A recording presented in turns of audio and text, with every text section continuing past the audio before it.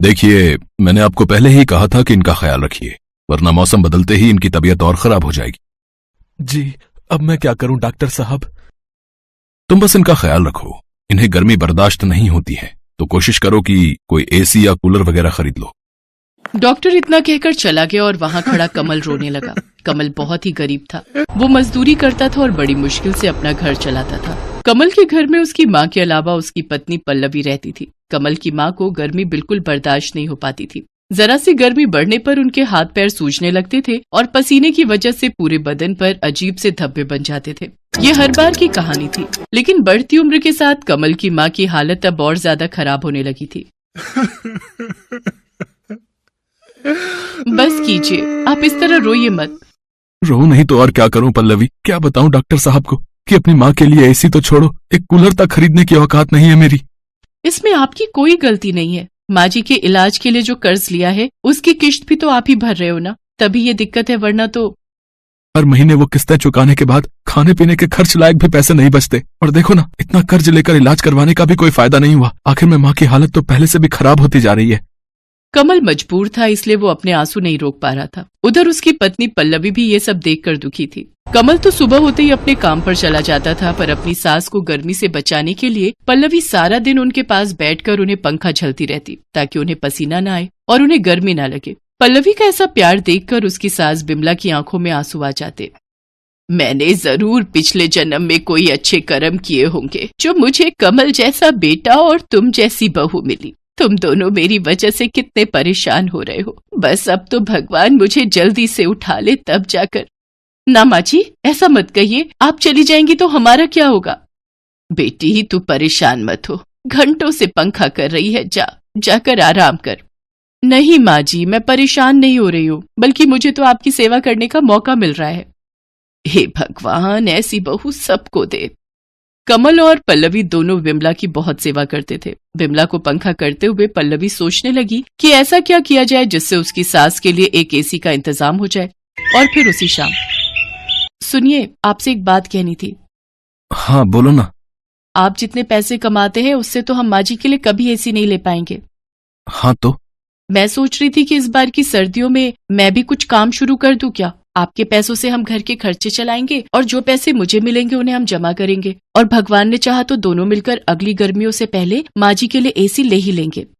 तुम्हारी सोच तो अच्छी है, पर माँ की सेवा, घर का काम और फिर बाहर का काम भी, तुम कैसे ये सब संभाल पाओगी? उसकी चिंता आप मत कीजिए। आप भी तो दिन रात काम करते हो ना, तो थोड़ी सी मेहनत तो मुझे भी करनी चाहिए। ठीक है, जैसा तुम ठीक समझो।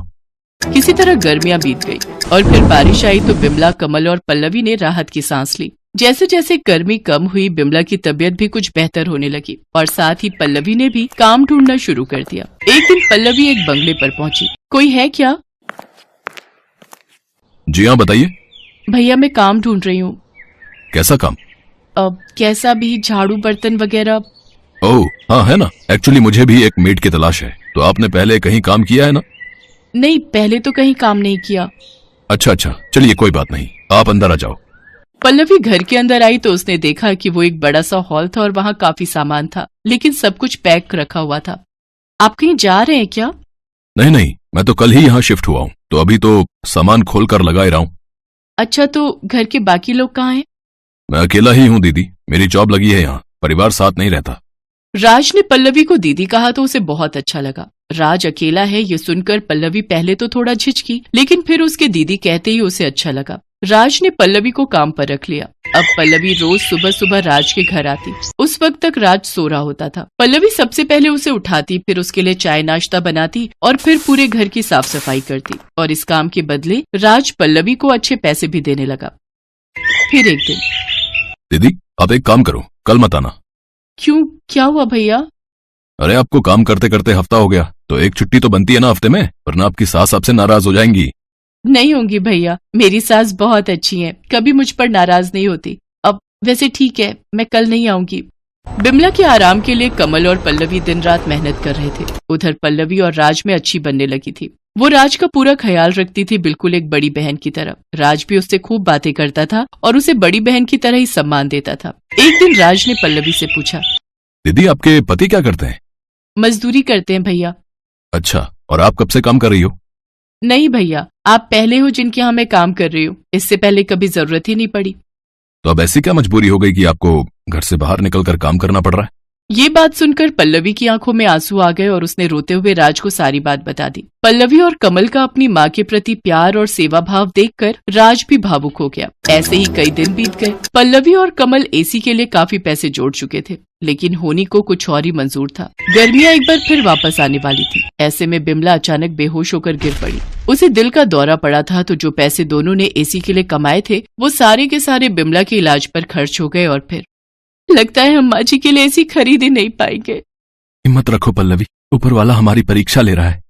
पर कब तक? 1 महीने बाद फिर गर्मी शुरू हो जाएगी और फिर माँ जी को और ज्यादा परेशानी होगी। कमल चुप था क्योंकि पल्लवी की बात सही थी। फिर अगले दिन पल्लवी राज के यहाँ काम करने गई तो उसने राज से कुछ नहीं कहा, बस चुपचाप अपना काम करती रही। ये देखकर राज समझ गया कि जरूर पल्लवी किसी परेशानी में है। राज के बार बार पूछने पर फिर पल्लवी ने उसे सारी बात बता दी। राज को भी पल्लवी की बात सुनकर बड़ा अफसोस हुआ।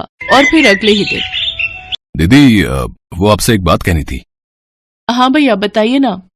दीदी वो मेरी कंपनी ने मेरा प्रमोशन कर दिया है और उसके लिए मुझे दुबई भेज रहे हैं, तो मुझे अब यहाँ से जाना होगा।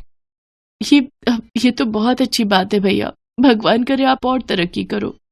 पल्लवी राज की तरक्की से खुश तो थी, लेकिन एक सच ये भी था कि राज के चले जाने से अब उसकी नौकरी भी जाने वाली थी। ये सोचकर पल्लवी और ज्यादा उदास हो गई, लेकिन फिर भी उसने राज से कुछ नहीं कहा।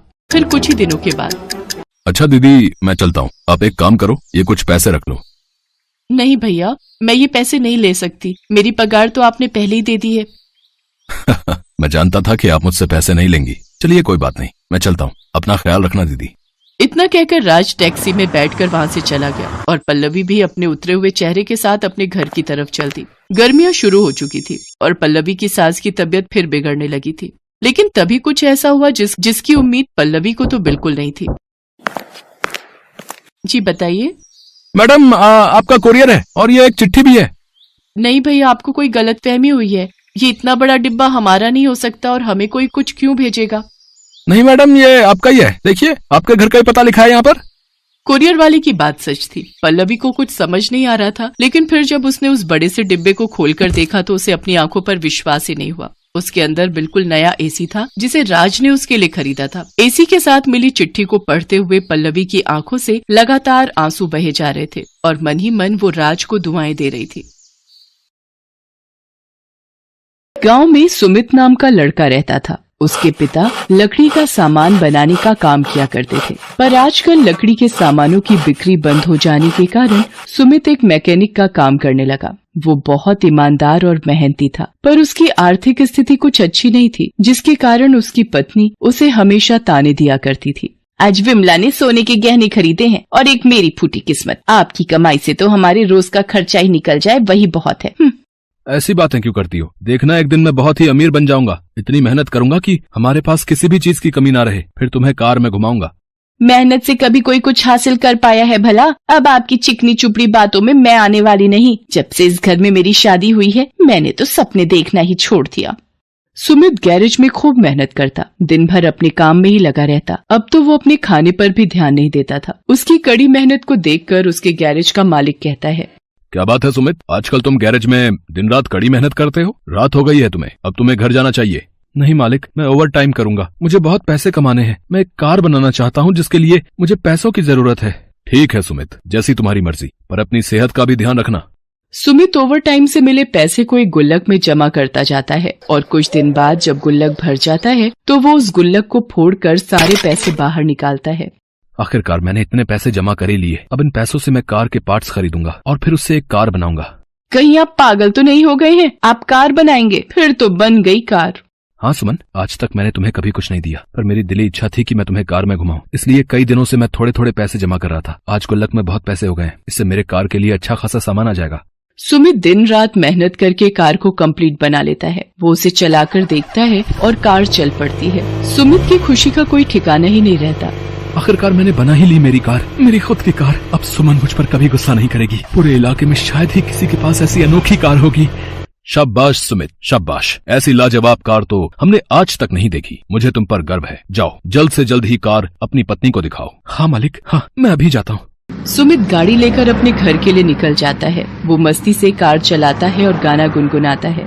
चला जाता हूँ किसी की धुन में, धड़कते दिल के तराने लिए।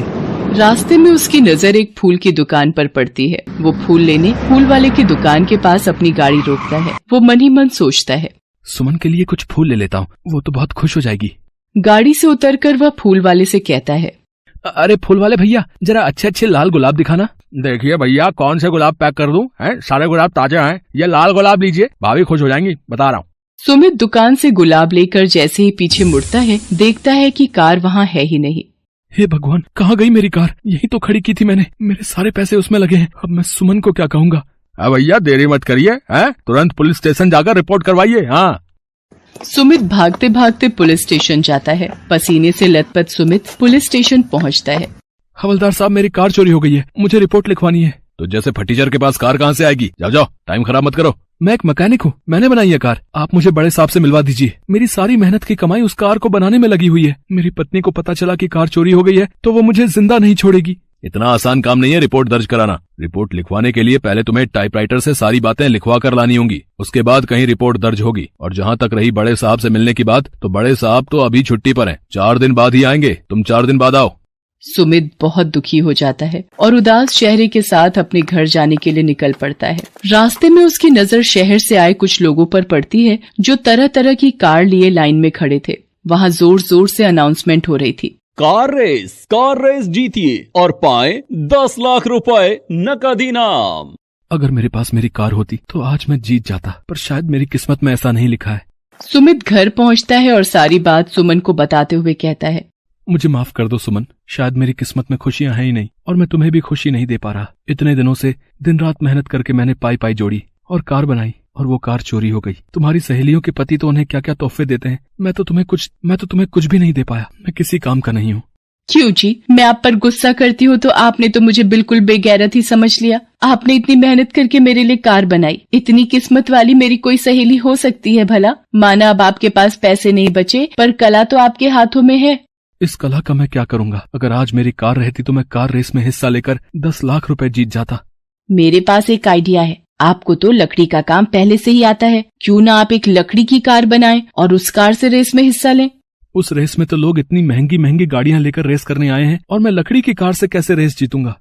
गाड़ी तो इंजन से चलती है ना, उसकी बॉडी अब लोहे की हो या लकड़ी की क्या फर्क पड़ता है। मैं अभी बाबूजी का कमरा खोलती हूँ, उसमें बहुत सारी लकड़ी रखी हुई है। सुमित अपने बाबूजी का कमरा खोलता है जिसमें लकड़ी की मोटी मोटी लट्ठें रखी होती हैं। सुमित आरी उठाता है और लकड़ियों को काटना शुरू करता है। वो दिन रात मेहनत करके हूबहू वैसी ही कार बना लेता है जैसी कार उसकी चोरी हुई थी। सुमित बड़ी चालाकी से इस कार के इंजन में एक सिलेंडर लगा देता है जिससे बटन दबाते ही कार हवा से भी तेज चल सकती थी।